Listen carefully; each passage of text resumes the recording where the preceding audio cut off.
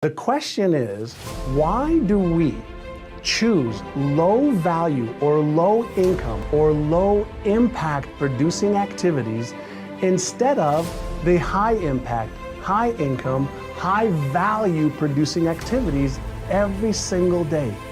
Well, the answer is twofold. Number one, it's because we've gotten into the habit of doing the small, menial, unimportant things first, thinking that being busy is the same as being productive. That's number one.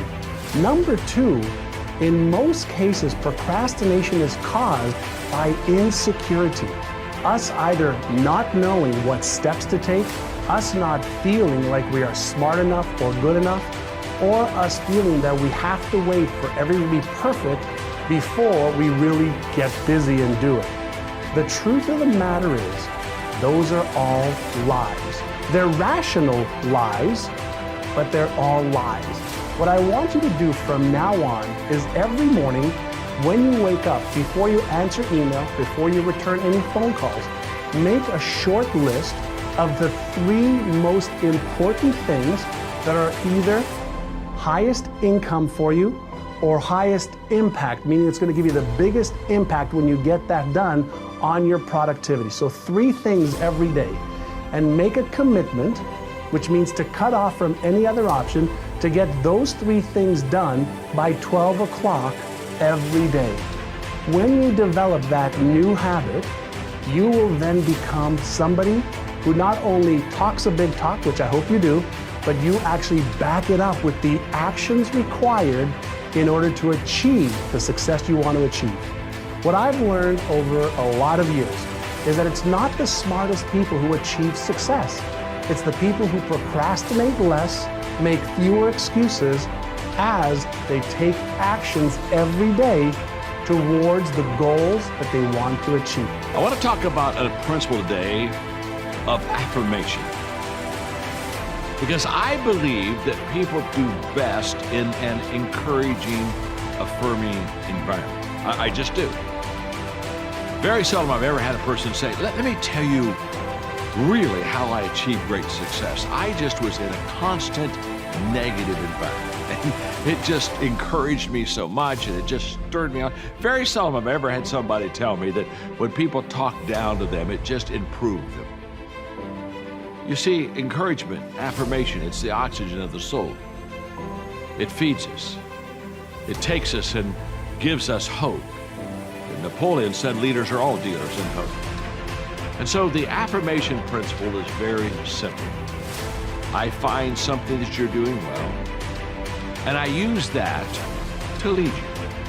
I use that as the starting place, and I look at you and say, hey, I like what you did there. Let's talk about it a little bit. Let's even talk about maybe how next time you can do it better. My friend Kim Blanchard made the phrase management by walking around kind of a popular phrase. And basically, he just said walk through the office and catch somebody doing something good and point to it, affirm it, and build off of it. Now, there are people that do things that are not so good, and there are times in leadership you have to deal with the tough issues. I'm not saying that. What I'm saying is this. People go farther, do better, and try harder in an affirming, encouraging environment. So the best that you can do is to constantly look for those good moments and make them better.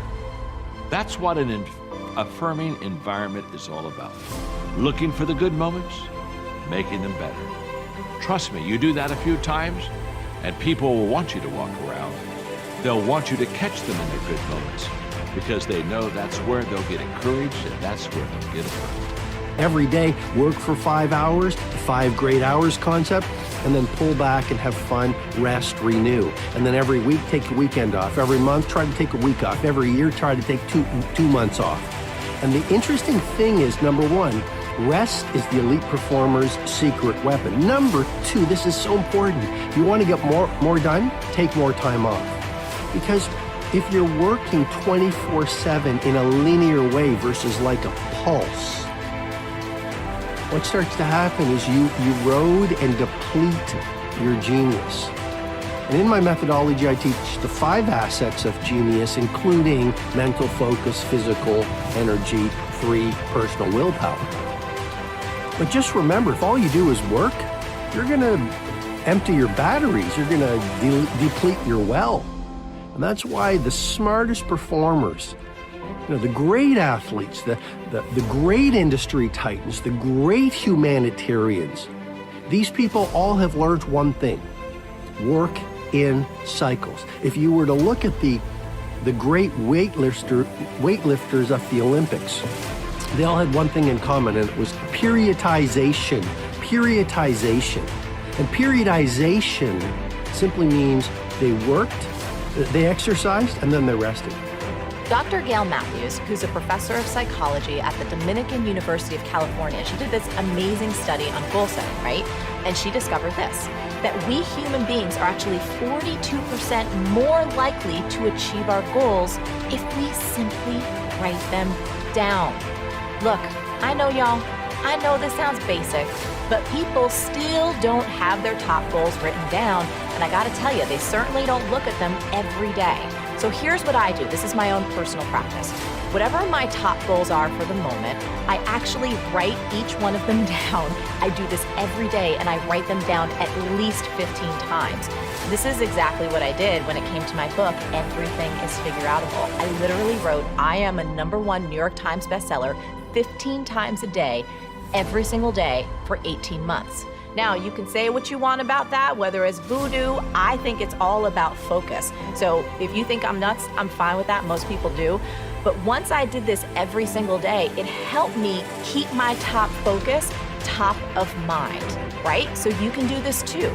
And if you're truly serious about achieving your goals this year, please make sure that you actually write them down. And I would encourage you to write them down daily.